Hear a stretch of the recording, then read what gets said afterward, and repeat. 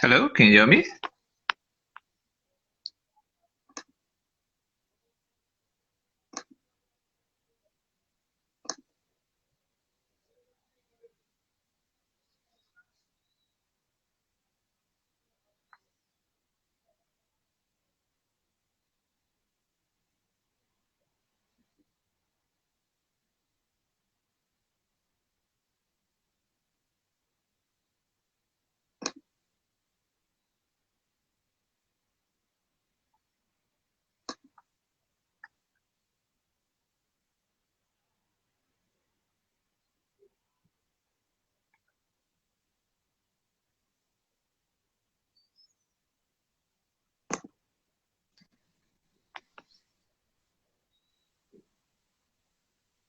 Hello? Hey, Sid, how you doing? Good, man. Okay, let's get down to the cricket, man. Okay, it was an interesting T20 series. India won it 2-1. I think, yeah, South Africa really showed their potential in that last match, but India did rest a lot of players. What were your thoughts of the series as a whole?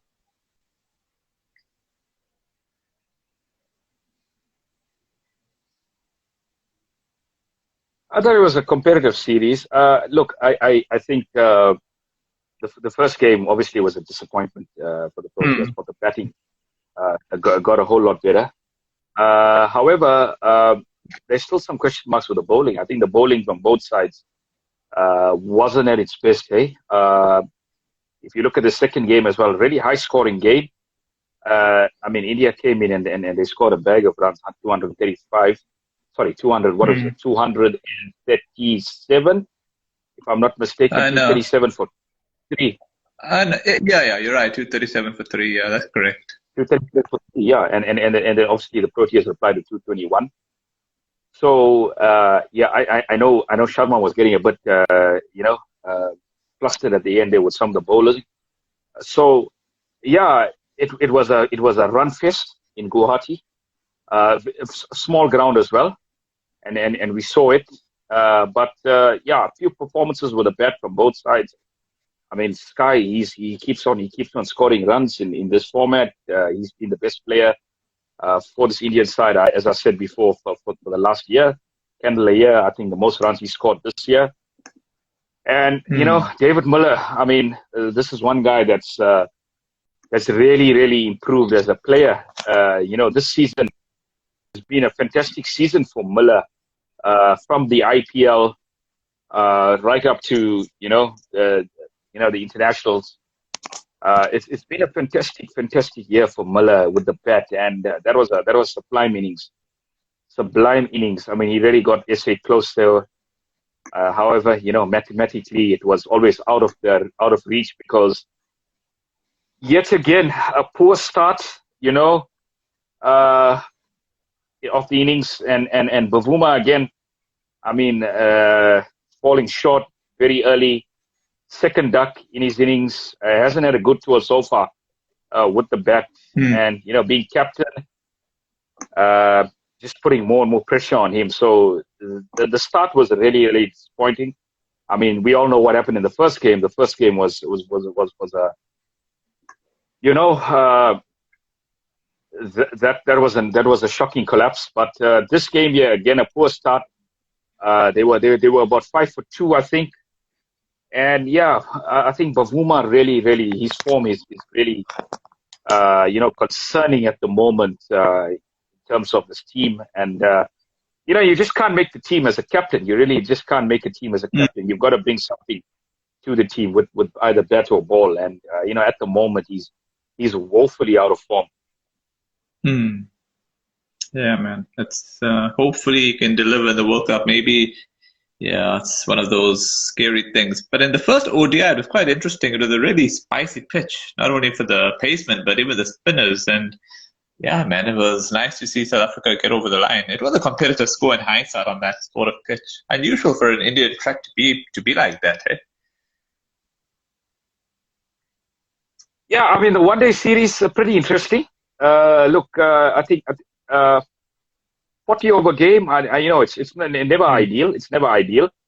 I mean, there was some weather in Lucknow in that first game, but yeah, I think he got a bit too close for comfort there. 249 playing 240. A valiant knock from Samson in the end there. I mean, he was really good. But you know, again, Bavuma's failures at the top of the order. You know, coming in, it was a pretty good partnership between Milan and Kuni. I think Kuni, you know, he's beginning to find some form. I think that was a very good opening stand. But then thereafter, a few wickets went down, and you know, as I said, Bavuma's poor form continues, especially in a format that you'd expect him to do well in, the ODI format. So, I mean, this guy is woefully out of form if you think about it. I mean, forget about the format. I mean, whether it's T20 or ODIs, he's woefully out of form. So, that's the issue that we have here. And, you know, hopefully he gets out of this rut because, I mean, he's the captain and you can't get into the team without, you know, adding value, you know, with either bat or ball. Yeah, I mean, Markham got a good ball. Let's be honest, that was a fantastic delivery that he got from Kuldeep. But I mean, Klaassen and Miller again. I mean, Miller is one of the most improved players. I think he's so confident against spin at the moment, really showing all array of shots. And Klaassen, I was really impressed with Klaassen as well. He really showed a lot of composure, and that partnership really swung the game in SA's favor. And then the bowling started off quite well. I mean, they had them 57 for 4 after almost 20 overs, and then there was some partnerships there with you know, Aya making a 50, and then Samson and Aya, and then Samson and Thakur towards the end. But I think the one disappointment from that game is Shamsi. Shamsi's bowling was really not up to scratch there. I mean, 8 overs for 89. I think that's going at 11 and over. I mean, just unacceptable at this level. So something they need to work on going to the next 2 games. Hopefully he gets his confidence back. But yeah, I mean, the bowling as a whole was pretty impressive. You know, barring Shamsi, I thought Kesha was fantastic with his control. And any of the fast bowlers, I mean, Parnell, KG and Goody, they all did their job. So yeah, I mean, the only disappointment you would say was Shamsi in that attack. So I mean, they need to look at it. I mean, whether they're going to change it up in the next game. But I mean, this was 10 crucial Super League points for the Proteas, and you know, hopefully they can get the job done on Sunday and win the series. I mean, if you look at it, I mean, they couldn't have a better opportunity. I mean, playing this Indian side, essentially a B side. I mean, a lot of A players. So this is a opportunity for them. Yeah, I mean, I can't call it a B side because majority of these players that play for India, so let's call it the A side. Like there's an A plus Indian side, and then you get an A side. So let's call it that.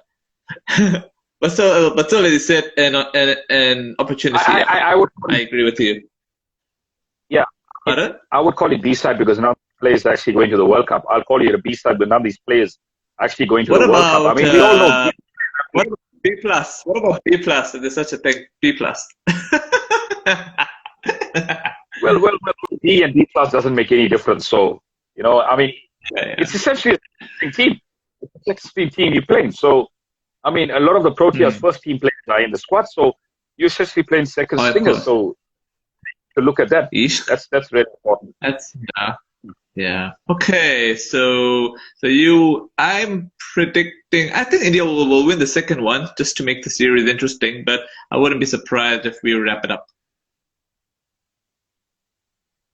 I think it is going to be ideal for the Proteas to win the second one, and then thereafter they can look at experimenting play with the team personnel. You know, it's very important for everybody to get a bit of game time. So I think they just need to go for the kill on Sunday and try and seal the series. I don't think they played the perfect game on Thursday, and however they did get over the line. So I think they've got to go all guns blazing, get those points and wrap the series up, and then thereafter you can look at rotation policies. But I think stick with the same team. I say stick with the same team. We'll obviously you did win the game, and then just try and improve it in the areas that that didn't go too well in the first game, and then take it from there. So yeah, I think Shamsi's got to come right with his bowling. He's got to be a little bit more control. We just need a little bit more control. If the Proteas can have two spinners that are controlling the game, in terms of runs and taking wickets, I think they get well set up for the World Cup. So yeah, Shamsi's form is a bit of a concern, but let's hope he gets it right. Yeah. But I don't think he had that many bad performances there. I think it's only human. He'll have one really off performance, so I'm sure he'll probably bounce back in the next one. But let's look at the West Indies Australia. A pretty predictable series for Australia, don't you think? 2-0. Yeah, I mean, I actually haven't watched a single ball of the series. I just see the scores on ESPN. Yeah, likewise. But, it looks like a series where I think it's a bit of a lost opportunity for the West Indies, because that first game was really, really close. I mean, they should have won that game. There was a few drop catches there that were, unforgivable. I'd say, I think in the final over, there were few drop catches, which is really unforgivable at this level. And then the second game, they got a bit of a spanking. I'd say, with the Aussie batting lineup with Warner and, in full flight there. And obviously, Tim David is scoring runs as well. So, I mean, the series could have easily been 1-1. So I think it's a bit of a missed opportunity for the Windies. I just think they lack discipline in the crucial stages of games, and that's what really cost them the series as well. Yeah, and I think that David Warner was the player of the match and the player of the series. So yeah, it looks like he's going to be one of those dangerous players for Australia come the World Cup, whenever that is. I just want to say something. I'm not really a fan of this two match series. I prefer 3 and above, because I mean it gives it gives the viewers a good opportunity to gauge. And I think teams, especially the opposition, they obviously tend to get stronger after the second game. And they tend to play the cricket, so it takes some time for the opposition side to get to acclimatise to conditions. So I think that's something the Windies have struggled with. But I mean, they are missing Hitmaier, because Hitmaier missed his flight, so that's a bit of a concern for them as well. And I mean, I saw reports. I mean, probably personal reasons. Things are not too good, especially with a family life at the moment. So, I mean, pretty understandable, I would think. If there's family issues and stuff. So, I mean, there's a lot bigger things in the world. There's a lot more important things in the world than cricket. So, I mean, if a player is not in ready condition in terms of his mental state of mind and health-wise, you've got to make that decision. So, I would think he's got his reasons, and I think probably good reasons, because I mean, having missed that flight, and the Windies Cricket Board will probably know more about that than us. But I mean, I think we'll probably get the main scoop on what exactly happened there in the next couple of days. So yeah, I mean, Hitmaier was a big loss for them. I think it was a missed opportunity for them. The series could have easily ended 1-1, because I don't think Australia were at their best. I don't really think Australia were at their prime best in the series, so they can only get stronger. So yeah, it was a missed opportunity in my eyes for the Windies. Okay, yeah. Okay, we get to the last segment here. We had this tri-series with New Zealand, Pakistan, and Bangladesh. Pakistan have won both their matches. They won the first one against Bangladesh by 21 runs, and then against New Zealand today, they won by 6 wickets. What are your thoughts? So for Pakistan, looking good, to make the tri-series final. Yeah, I think what's impressed me in these two games is their bowling. This is a side that's got all the, they're ticking all the boxes in terms of their bowling. They've got so many options in terms of their bowling. I mean, 3 quicks, and they've got the 2 spinners in Shadab and Nawaz. And Nawaz has been quite impressive in these last 2 games. I watched a bit of this game in the morning, and they restricted New Zealand to probably a below par score of 147. And I guess with that batting lineup that they have, you'd probably back them to chase it down. And I mean, boy, did they chase it down. I mean, innings from Babar coming up. good again, and then Rizwan in the last game. So, I mean, if those two guys click at the top of the order, and those are the strongest guys, those are prize wickets for the opponents. I mean, if you can get those two guys out early, it raises a lot of questions as Pakistan batting line. Because I think the weakness in the side here, if there is any weaknesses, is their middle order. I think their middle order is a bit thin. But I mean, those guys at the top are prolific run scorers. I mean, we know that they run machines, and their bowling is really top class as well. So, yeah, I mean, they're looking pretty good. They're looking pretty good, in pretty good shape going into the World Cup as well. Pretty dangerous opponents, eh? Yeah, man. Yeah. I think so tomorrow is New Zealand and Bangladesh. You're expecting an upset?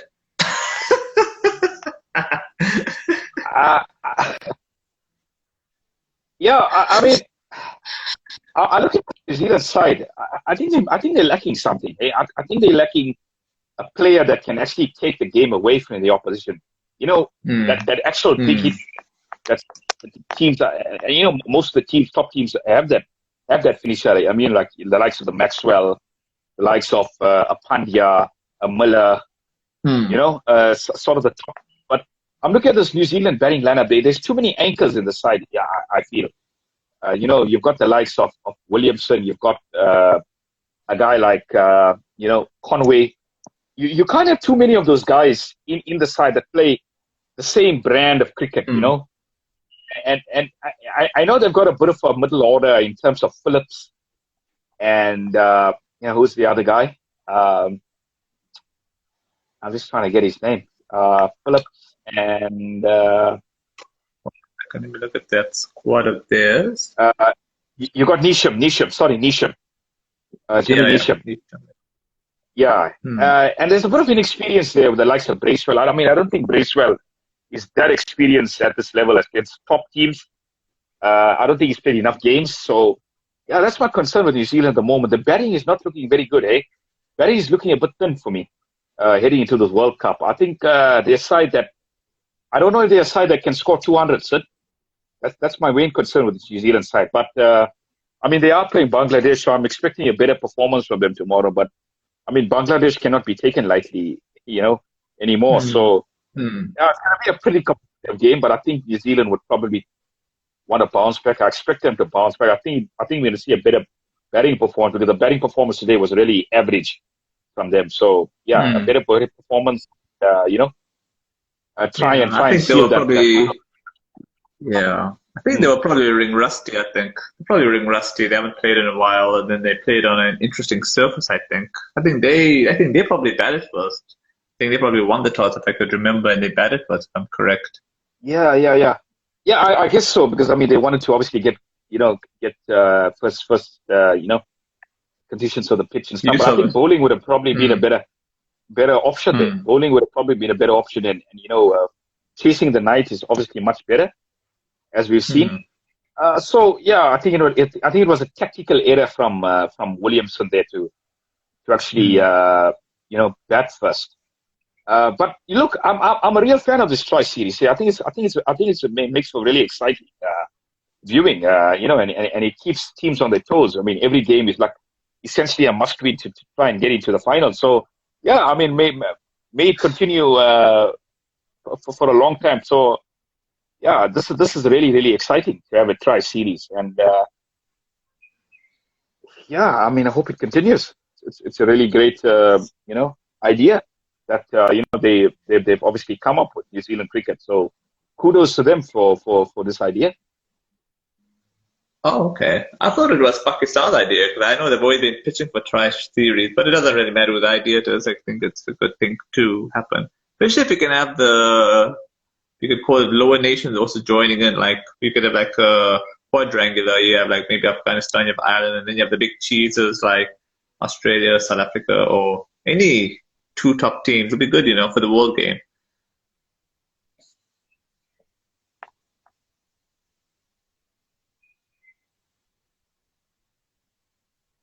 Hello, can you hear me? Oh, did you get my last? Yeah, no, definitely. I mean, yeah, I did. I mean, you're talking about adding teams like the the likes of the Proteas, and really exciting for me. And I think the 50 overs actually needs that at the moment. We need those triangular series in the 50 overs, because that's one format that's really struggling at the moment. Yeah, man. Yeah, I think it used to we happen need in those triangular series back in the 50 overs. Yeah, I remember in the good old days we used to have it. I think SA and Australia and India were maybe in a triangular series, or am I confusing it? Oh no, it used to be Australia, India, and Pakistan in the olden days. Used to have those It used to triangular be. series. Yeah, it used to be in Australia after the Test series. They used to have the limited overs or Test series, and that was really, really exciting. I used to enjoy that. So I hope it does come back, because it makes for really, really exciting. Yeah, so I hope it does come back, Sid. Yeah. Okay. Any final words before we wrap off? Is there any more cricket being played? I think there's another series that's taking place tomorrow. I mean, there's so much cricket around the world at the moment. Australia, yeah, man, I'm trying England. to do Australia and England. Not that I know of. I know South Africa will play India tomorrow. Then there's New Zealand and Bangladesh tomorrow. I'm not sure about any other cricket. Let me go through ESPN and see. There's India, South Africa. I think Australia and England. Is that for the females? Maybe. Unless I'm wrong. No. I did see it earlier on. That's why I wanted to bring it up with you. Oh yeah, it says Australia and England, but that's on the 9th of October though. I don't know what that's about. It's T20. Don't know if that's for. Oh, my bad. Oh, yeah. It's T20. Yeah. Yeah. Oh my God, you're right, man. You're really on top of your game, man. Australia and England. I didn't even realize it. God, there's too much cricket, man. Go crazy. Yeah. Okay, I'm gonna say. And where are they playing? They're playing in Australia, or they're playing? Oh yeah, you're right. They're playing in Perth. Yeah, that's a spicy ground. I'm gonna go with Man, England not playing good cricket also. I think Australia have got better bowlers though. I'll give it to Australia. It should be spicy. I think England batsmen won't be able to cope. I'll give it to Australia for the first one. This is an explosive series, and I think I'm in with England in this format. I don't think they really bother about it being spicy or whatever. I think they just go for it. I think England just go for it in this format, and I mean they did win the series in Pakistan, which was historic on its own. Yeah, Pakistan were a bit iffy though. Yeah. Yeah. I think England have the bowlers to hurt Australia as well. So I'm quite interested in this series. I think it's going to go 2-1 to England. I'm going to go 2-1 England. No, what I meant is I think Australia will take the first T20. Oh no, the series as a whole. And that's a good question actually. That's a toughie. Normally I'm always able to predict it, but now I think how many matches are they playing? Oh, 3 T20s. Damn. I'm on the fence on this one, so but I'm predicting Australia to win the first one, but I'm not sure about it afterwards. Depends on the margin of victory. Okay, let me put it this way: Australia win very well in the first T20, then I'll give it to Australia 2-1. But if Australia just scrap it, then maybe England could get a 2-1. Let's put it that way. Look, if it was a Test match, I'd probably give it to the Aussies. But being a T20. It brings England right back into this, and I think England are one of the favorites for the World Cup, to be honest with you. So I'd give it to. I'd give it. I'm going to back England to win this one. I don't think Australia were really, really impressive in their wins against the West Indies. I think the Windies could have probably won one of those games. So they didn't play their best cricket, and I think playing England, they'll be forced to play their best cricket. But I still think England have such a long batting order. England bats so deep, and we saw it in Pakistan. I mean, they got batting right down to number 9. So I'm England. Yeah, I'm tipping England to win the series 2-1. Okay. Yeah, I'm on the fence. I think you're gonna have the big guns back as well, like the likes of Butler, and I think Butler would probably come to the side. So I'm going England here 2-1. Yeah. Well, I'll say that if Australia win this Very first interesting. T20 very heavily, then well, I'll say that if Australia win the first T20 heavily, then I'll say they'll win the series 2-1. But if they don't, then I think England will win it 2-1. Let's put it that way. Yeah, I we'll don't see know how if it goes. We'll see how it goes. yeah, I it's a just tough think one. batting. Yeah. Yeah. I'm just on the fence with this one, and I'm never on the fence. Normally it's the other way around. Normally you're on the fence and I'm on the fence. I mean, normally it's the other way around. Who would have thought? Yeah. Yeah. Okay. I think. Hold on a second. Let me see if there's anything on ESPN. We've done Australia, West Indies. We did Tri Series. We've done Australia, England. We did SA India. Anything else? I will see you next week, Sid. Same time, Yeah, same man. place. Take care, man. Cheers.